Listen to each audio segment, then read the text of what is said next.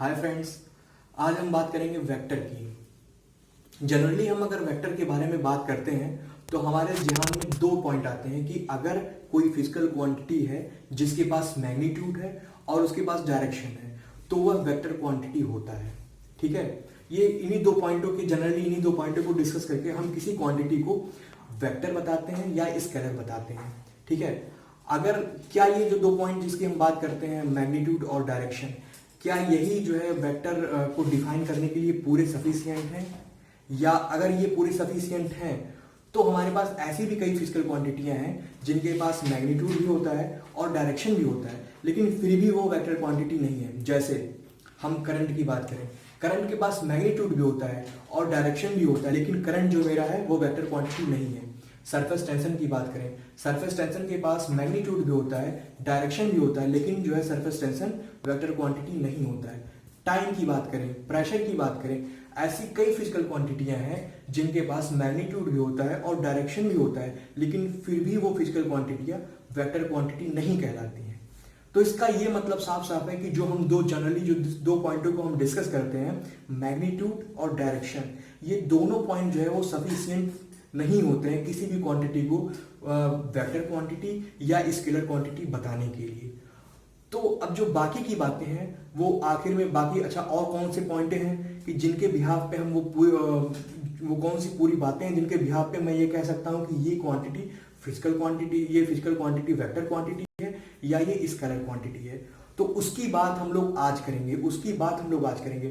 ऐसे ऐसे छोटी छोटी बहुत सी बातें होती हैं जो वेक्टर में जनरली हम लोग उन्हीं के कारण तमाम कन्फ्यूजन झेलते जाते हैं और लास्ट तक पढ़ाई हम लोग की खत्म भी हो जाती है लेकिन फिर भी उन चीज़ों को हम समझ नहीं पाते हैं कि आखिर में ये हो कैसे रहा। वो छोटी छोटी जो बातें होती हैं उन सारी छोटी बातों को कि आज हम लोग जिक्र करेंगे। ठीक है, तो जो आज का हमारा लेक्चर होगा वो बेसिक इंट्रोडक्शन ऑफ वेक्टर्स होगा और इस लेक्चर में हम सिर्फ और सिर्फ उन छोटी छोटी बातों की बात करेंगे जो हमें ये बताएंगे कि ये क्वांटिटी वेक्टर क्वांटिटी है या स्केलर क्वांटिटी है, और अगर ये वेक्टर क्वांटिटी है तो इसके साथ और कौन कौन सी प्रॉपर्टियां एसोसिएट होती हैं, उन सारी चीज़ों की आज हम बात करेंगे। तो चलिए स्टार्ट करते हैं वेक्टर्स के बारे में, हम लोग आज कुछ सीखते हैं।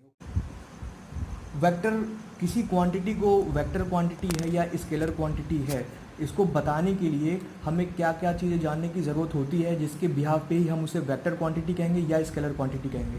तो सबसे पहली बात इसमें ये आती है कि has a specified direction, has a specified direction. दूसरा पॉइंट है कि obeys the law of parallelogram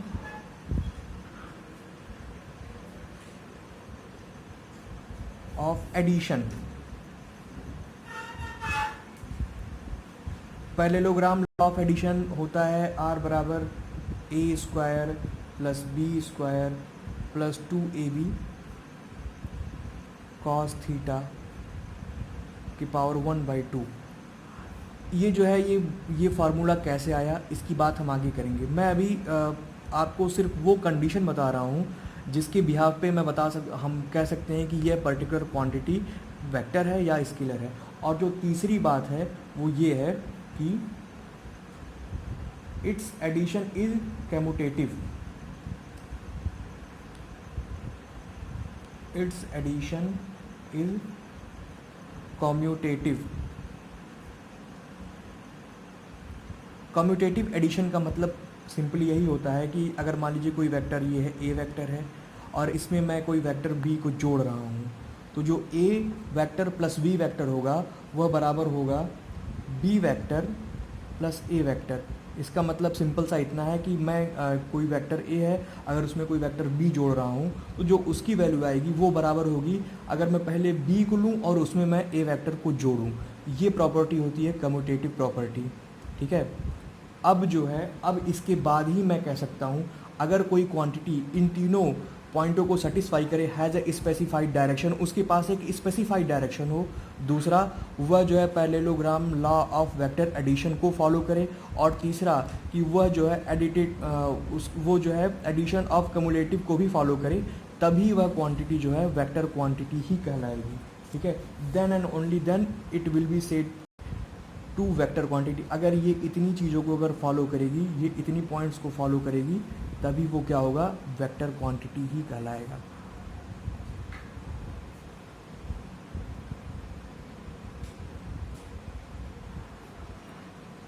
अब जो हमारी सबसे अभी हम लोग स्टार्टिंग में ही हम लोगों ने बात किया कि मैं इलेक्ट्रिक फील्ड का मैंने नाम लिया था कि इलेक्ट्रिक करंट है वह क्या है, मेरा वेक्टर क्वांटिटी नहीं है, वह स्केलर क्वांटिटी है। वो क्यों स्केलर क्वांटिटी, उसके बारे में हम बात करेंगे। अब देखिए, कहने का मतलब ये है कि कोई अगर क्वांटिटी है, if a physical quantity is a vector it has a direction but the converse may or may not be true. इसका मतलब इतना ये है कि अगर कोई फिजिकल क्वांटिटी है, अगर कोई फिजिकल क्वांटिटी है उसके पास क्या है, डायरेक्शन है। अगर किसी मान लीजिए कोई फिजिकल क्वांटिटी है मेरा, उसके पास क्या है, डायरेक्शन है, तो क्या होगा,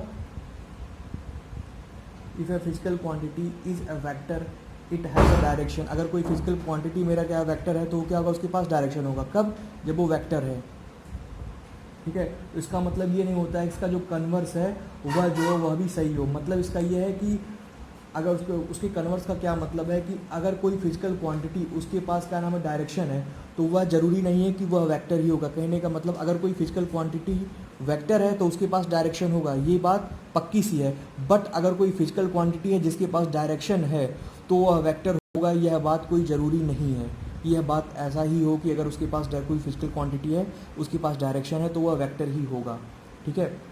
अब हम लोग बात करेंगे ऐसे कुछ इसके बेसिक पॉइंट होते हैं वेक्टर के, जिनको जानना बहुत ज़रूरी होता है। अगर हम उन छोटी छोटी चीज़ों को जानेंगे तो बहुत आसानी से वेक्टर को, जो वेक्टर की चीज़ें हैं उनको बड़े आसानी से हम लोग सॉल्व कर लेंगे। अब उनमें कुछ पॉइंट हैं, जैसे पॉइंट नंबर 1 की हम बात करेंगे। इफ़ अ वेक्टर हमने पॉइंट नंबर 1 की बात की, if a vector displaced parallel to itself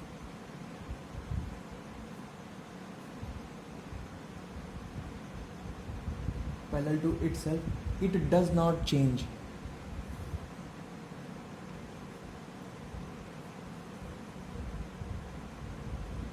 इसका मतलब ये है कि अगर ये मेरा मान लीजिए कोई ये मेरा ए वेक्टर है, ये कोई ए वेक्टर है,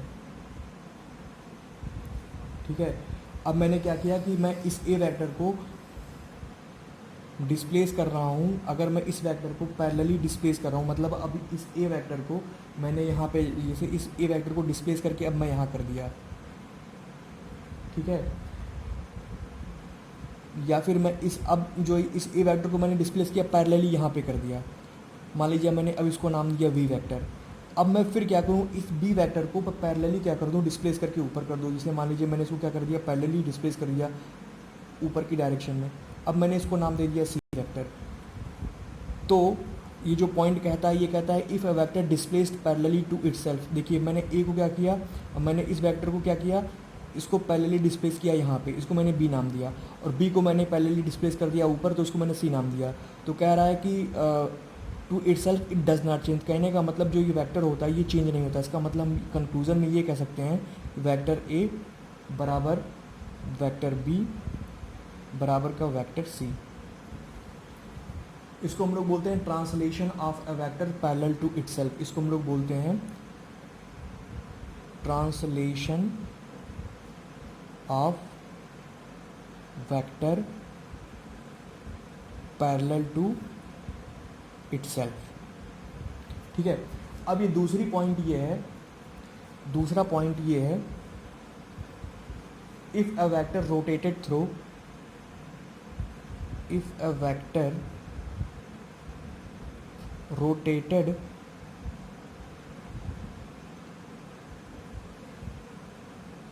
through an angle other than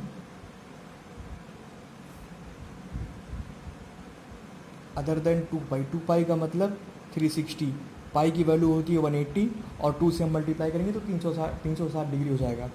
it changes.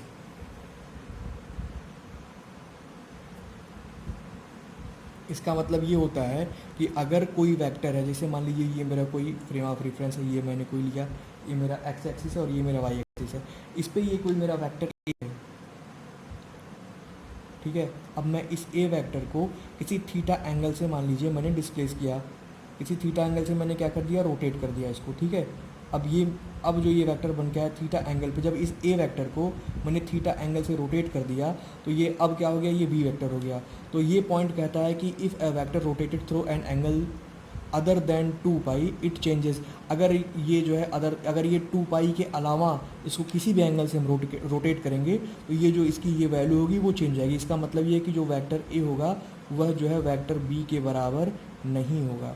अच्छा, इसका मतलब अच्छा, अगर 2 पाई से क्या मतलब है, अगर मान लीजिए इस वेक्टर को, जैसे कोई ये वेक्टर ये है, ये वेक्टर है, अब मैं इसको 2 पाई 360 मैं इसको रोटेट कर रहा हूँ तो 360 कितना हो जाएगा, 2 पाई रोटेट करने के बाद भी ये वेक्टर यहाँ पे आ जाएगा। ये मान लीजिए क्या हो जाएगा, अब ये बी वेक्टर भी इसी पे आ जाएगा, इसी पॉइंट पे। इसका मतलब वेक्टर ए बराबर होगा किसके, वेक्टर बी के, ठीक है।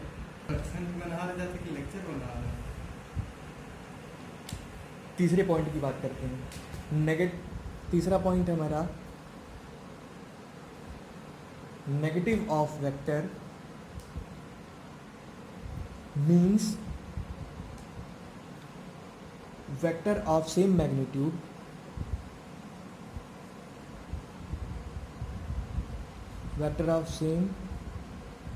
magnitudes but opposite direction।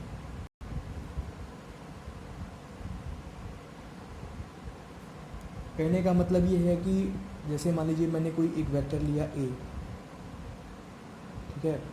अब अगर मैं बात करूं कि कोई अब मैं बात करूं इसके ए की नेगेटिव वेक्टर की बात करूं तो मैंने क्या बोला कि जो दूसरा वेक्टर होगा, जो नेगेटिव वेक्टर होगा इसका, उसका मैग्नीट्यूड तो ए के बराबर ही होगा बट उसका डायरेक्शन जो है वो क्या होगा, इसके अपोजिट डायरेक्शन में होगा। कहने का मतलब ये वेक्टर होगा, मान लीजिए जो मेरा ये बी वेक्टर आएगा, अगला वेक्टर जो ए अपोजिट वेक्टर है ए का, वो क्या होगा, मैग्नीट्यूड किसके बराबर है, ए के बराबर है, ठीक है। लेकिन डायरेक्शन क्या है, इसके अपोजिट है, मतलब ये माइनस साइन के साथ आएगा। इसका जो अगला पॉइंट है, जो इसका बेसिक पॉइंट अगला है, वो ये है कि हम लोग किसी भी वेक्टर को, any vector can be written as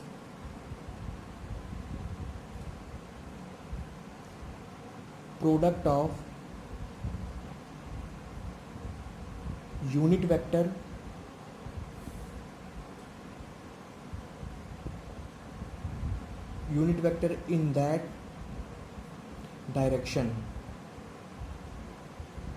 in that direction and magnitude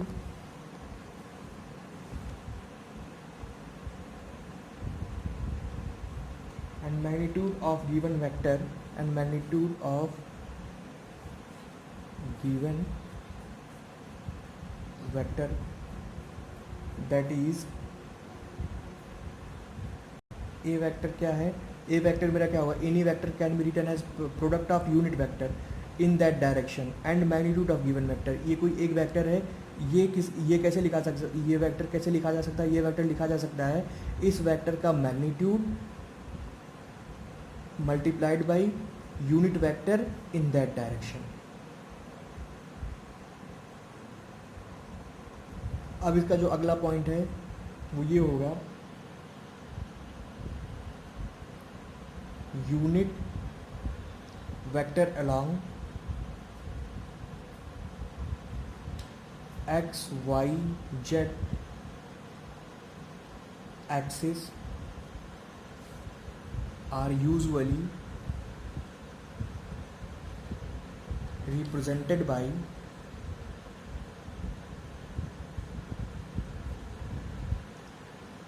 I, J and K respectively।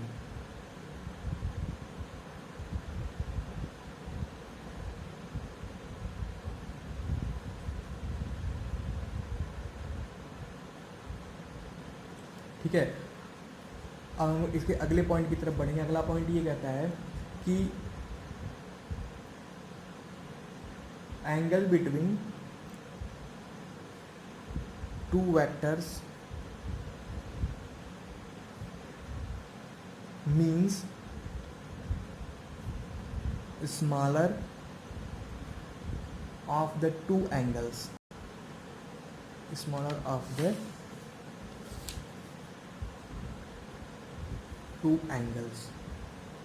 इसका क्या मतलब आखिर में angle between the two vector means smaller of the two angle, इसका क्या मतलब है? इसका सिंपल सा मतलब है कि अगर मैं बात करूँ, ये कोई वेक्टर ए है और ये कोई वेक्टर, इसके मान लीजिए मैंने इसके टेल पे क्या किया, किसी और वेक्टर का टेल जो है इस पर मैंने प्लेस कर दिया। वो वेक्टर क्या है? कोई बी वेक्टर, जिसका मैंने टेल इस ए वेक्टर के टेल पे क्या कर दिया? प्लेस कर दिया।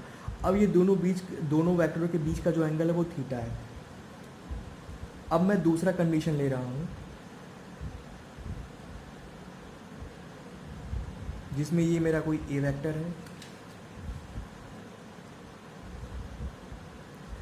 अब इस ए वेक्टर के हेड पे मैंने कोई वेक्टर बी प्लेस किया। अच्छा, हम लोगों ने अभी कुछ देर पहले पढ़ा है कि जो है अगर मैं वेक्टर को पैरेलली डिस्प्लेस करूं तो इसका जो मैग्नीट्यूड होता है वो चेंज नहीं होता। कहने का मतलब अगर मैं इसको लिखना चाहूं तो इस वेक्टर को हम लोग ऐसे भी लिख सकते हैं, ए वेक्टर, और मैंने क्या किया, ये हमारा ओरिजिनल वेक्टर जो है इसके हेड पे, इस ए वेक्टर के हेड पे इस बी वेक्टर का क्या है? टेल क्या है? प्लेस्ड है। अब मैं इस बी वेक्टर को पैरेलली यहाँ पे ला रहा हूँ, ए वेक्टर के टेल तक ला रहा हूँ। तो ये जो मेरा अब हो जाएगा, अब ये कुछ इस प्रकार से वेक्टर मेरा बनकर तैयार होगा। अब मैं बात करूँ, ये मेरा बी वेक्टर होगा और ये मेरा ए वेक्टर होगा, ठीक है। इनके बीच का जो एंगल है वो कितना है? थीटा है। तो कहने का मतलब जो हम लोग अभी बात कर रहे हैं वो ये है, उसका मतलब ये है कि हमेशा दो वेक्टरों के बीच का जो एंगल हम लेंगे तो वो क्या लेंगे। अब इसके देखिए, अगर कोई एक वेक्टर ए है और ये वेक्टर बी है, इसमें देखिए क्या है कि ए वेक्टर के टेल पे बी वेक्टर का टेल लगा हुआ है, ठीक। इस कंडीशन में भी देखिए ए वेक्टर के टेल पे बी वेक्टर का टेल जो है लगा हुआ है।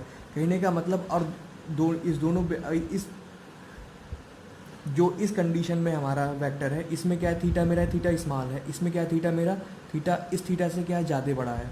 तो कहने का मतलब हम जो है हमेशा जो दो वेक्टरों के बीच का जो एंगल हम लेते हैं वो क्या लेते हैं? वो हमेशा हम लोग स्मॉल थीटा वाला वेक्टर, स्मॉल थीटा वाला एंगल हमेशा हम प्रेफर करेंगे और उसी को ही लेंगे। ये जो बड़ा थीटा है, जो दोनों के बीच, दो वेक्टरों के बीच में जो बड़ा एंगल है, उसे हम उसकी बात नहीं करेंगे, उसको हम प्रेफर नहीं करेंगे। अब अगर हम बात करें अगले पॉइंट की, तो वो ये है कि एंगल बिटवीन कोलिनियर वेक्टर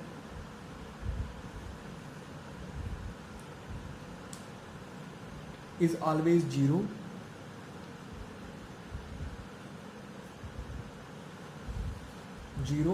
और 180 डिग्री।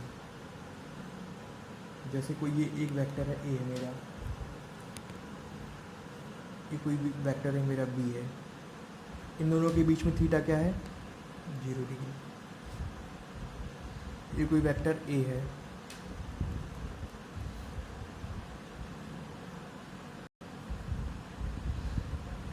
ये कोई वेक्टर है बी, इन दोनों के बीच में अब थीटा क्या है? 180 डिग्री। देखिए, जैसा कि हम लोगों ने पहले स्टार्टिंग पॉइंट में डिस्कस किया कि जो स्टार्टिंग पॉइंट में हम लोगों ने डिस्कस किया कि अगर किसी वेक्टर को पैरेलली हम क्या शिफ्ट करें तो जो उसका मैग्नीट्यूड होता है वो चेंज नहीं होता है। अब देखिए, इस प्रॉपर्टी को जानने के बाद जब हम थोड़ा सा और आगे हम बढ़े तो इस प्रॉपर्टी को जानने के बाद देखिए हमने इसकी बात की, यहाँ पे देखिए, यहाँ पे हमने बात की कि कैसे जो है इस मतलब ये वेक्टर है, यहाँ पे इसके टेल पे इसका ए वेक्टर के हेड पे बी वेक्टर का टेल लगा हुआ है। फिर मैंने बी वेक्टर को यहाँ पे इसको पैरेलली डिस्प्लेस कर दिया, ए वेक्टर के टेल पे बी वेक्टर का टेल मैंने लगा दिया, ठीक है। तो कहने का मतलब जैसे वो पिछली प्रॉपर्टी इसको समझने में हमें हेल्प की है, इसी प्रकार से हर प्रॉपर्टियाँ आगे की हर एक चीज़ को समझने में हेल्प करेंगी।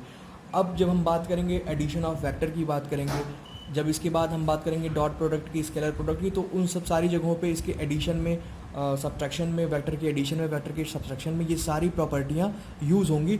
और आप तब ये देखेंगे कि कैसे ये प्रॉपर्टियाँ इतनी हेल्पफुल कैसे हो जाती हैं कि जो चीज़ें हमेशा हमेशा हमारे लिए कन्फ्यूज़न का कारण होती हैं कि मतलब कैसे मैं किसी वेक्टर को हम लोग जोड़ें, कैसे घटाएं, क्या इसका प्रॉपर तरीका होगा जोड़ने का, उस तरीक़ों को, उन कन्फ्यूजनों को दूर करने के लिए ये प्रॉपर्टियाँ कितनी हेल्पफुल हमारे लिए होती हैं, ये आगे के लेक्चर्स में जब हम बात करेंगे कि एडिशन की बात करेंगे, जब हम लोग सब्ट्रैक्शन की बात करेंगे, पैरेललोग्राम लॉ वेक्टर एडिशन की बात करेंगे, तो इस चीज़ों को हम लोग वहाँ पे देखेंगे। अब वेरी फर्स्ट टाइम स्टार्टिंग में ही हमने एक बात किया था कि जो इलेक्ट्रिक करंट होता है वह स्केलर, वो क्या होता है, वो वेक्टर क्वांटिटी नहीं होता है। अब हमें वो जानना है कि वो वेक्टर क्वांटिटी नहीं होता है तो क्यों नहीं होता है। इस बात का हमें आंसर चाहिए कि वो वेक्टर क्वांटिटी नहीं होता है तो क्यों नहीं होता है। तो चलिए ठीक है, इसकी बात हम करेंगे कि वो वेक्टर क्वांटिटी, इलेक्ट्रिक करंट जो होता है वो वेक्टर क्वांटिटी नहीं होता है। अब देखिए हमने क्या बोला था कि करंट जो है, current is not a vector quantity.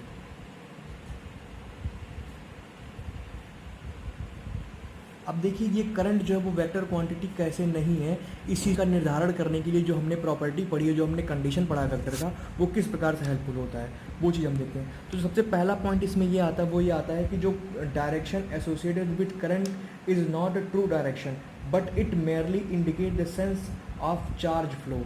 इसका मतलब ये है कि जो डायरेक्शन करंट के साथ हम लोग देखते हैं, जो करंट की डायरेक्शन हम लोग देखते हैं ना, वो करंट की एक्चुअल डायरेक्शन, वो एक्चुअल में होता क्या है, वो जो चार्ज जो फ्लो होता है उसकी डायरेक्शन बताती है, वो चार्ज ऑफ फ्लो का डायरेक्शन बताता है।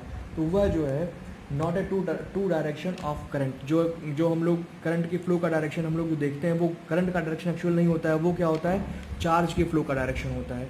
वो क्या होता है, चार्ज फ्लो डायरेक्शन होता है।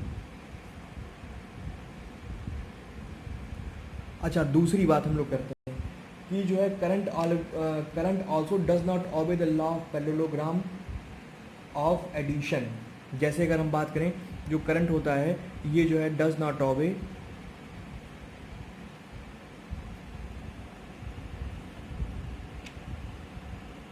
Parallelogram law